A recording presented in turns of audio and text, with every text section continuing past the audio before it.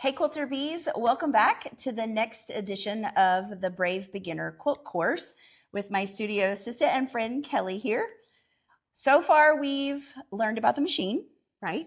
And we've learned about our tools that we need. And now we're going to start learning about prepping fabrics. This is the fat quarter bundle that Kelly picked for this quilt. And we'll start with any questions that she has about prepping fabrics. So with your fabric, do you need to wash your fabric before you begin quilting? That is a great pre-wash question. Lots of people have questions about whether or not to pre-wash. And some videos that you watch are going to say, yes, you absolutely have to pre-wash. And some are going to say, no, you should never pre-wash. What I want you to hear from my perspective is that you should either always pre-wash or not pre-wash. And here's why. When you pre-wash, really you're getting the chemicals out of the fabric. So my mom pre-washes everything, for example, because she doesn't like the chemicals. She feels like they do something to her skin or whatever. So she always pre-washes, right? When you pre-wash, it shrinks the fabrics. So if they're not pre-shrunk, which usually they're not, they shrink a little, then they're going to shrink when you pre-wash. So if you don't pre-wash, say your fat quarters, and you pre-wash your backing, okay, when you make your quilt, your backing is not going to shrink and your top is going to shrink. Oh, and then it'll get wonky. Pulls at the seams. It feels wonky and bulky in places. And so that's why I say either pre-wash everything that's in the quilt or don't pre-wash everything that's in the quilt. Okay. Yes, batting. Some battings do shrink too. You can read about the shrinking rate on the package because all battings are different. But because I use fat quarters, and because quite frankly, I don't want to do the extra step of pre-washing because it's a lot of work. You have to wash everything and then you have to dry everything and then you have to press like with an iron. You have to press everything and get it flat and crisp again. And so I don't pre-wash because when you do, the edges where it's been cut will fray. Okay. Yeah. And there's all kinds of little tricks you can do. Like people say you can snip the corners, you can use pinking shears.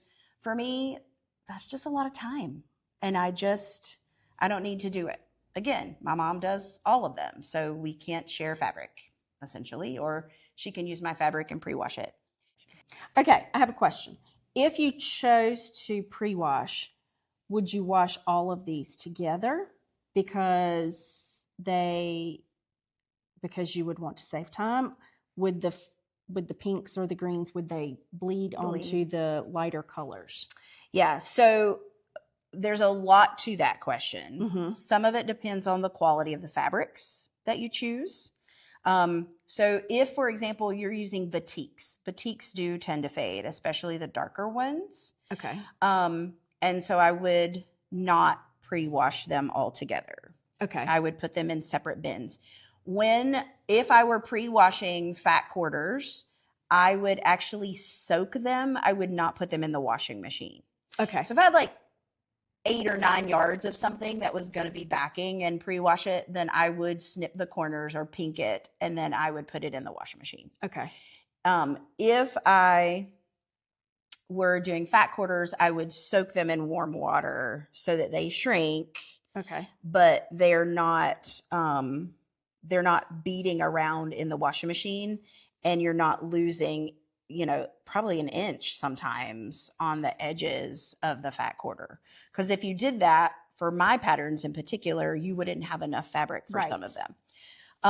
About fading or bleeding, because I don't pre-wash anything, I actually use color catchers. They come in different brands. I don't know that one brand is any better than another, but I just grab like a handful of them, like 5 to 7 for a throw size quilt, and I throw them in the washing machine. And as long as I don't leave the fabric the quilt sitting in the washing machine, the color catchers will catch any kind of bleed, and I've not had any trouble. If I leave it in the washing machine and like a dark spot is sitting up next to a light spot and it just sits in the washing machine, you know, for a couple hours, because sometimes that's what we do at our house, it will transfer. It's not even a bleed because the water is gone out of the machine. It's mostly like a transfer. So you definitely want to be home and paying attention once you put that quilt in the washing machine. Does that help? That does. That does.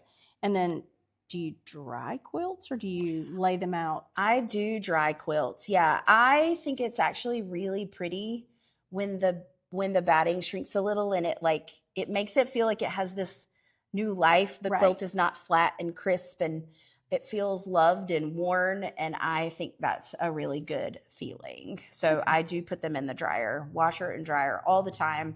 We have queen size quilts on all of our beds. Well, yeah, because we have a king now, but it doesn't have a quilt yet because I haven't made it yet. But queen size quilts in the washing machine all the time, and then I just throw them in the dryer. Okay. I do think there is a distinction, though, and this came up at the retreat with one of our retreat guests last week, that if you have a front-loading washing machine and you're using particularly batiks or really dark fabrics, because there's not water in the machine like a top-loading machine, you may have trouble with bleeding. Okay. And so I do think that's an important note. I have a top-loading machine because I don't think the front-loading machine that I had at one point was very good, and my kids left things in their pockets and it like clogged up the machine all the time. So I have a top-loading machine. So I'm speaking from that point of view. I think if I had a quilt with really, really dark colors and really, really light colors, and I didn't have a top-loading machine, I would ask a friend if I could wash my quilt at their house the first time. Okay. With lots of color catchers. A really good friend. Yeah, a really good friend. A really good friend. Because I don't pre-wash. If you pre-wash, you don't have to worry about it. Okay. To pre-wash your fabrics is literally what it sounds like. You just wash them before you use them. But it is important, and dry them, because then they'll shrink, right? So you're done with all the shrinking. It is important that you press them and get them flat, and that's what we're going to talk about next, is pressing. Any other questions about prepping fabrics? I don't think so. Okay. I don't think so. Okay, we'll move on to pressing. Okay.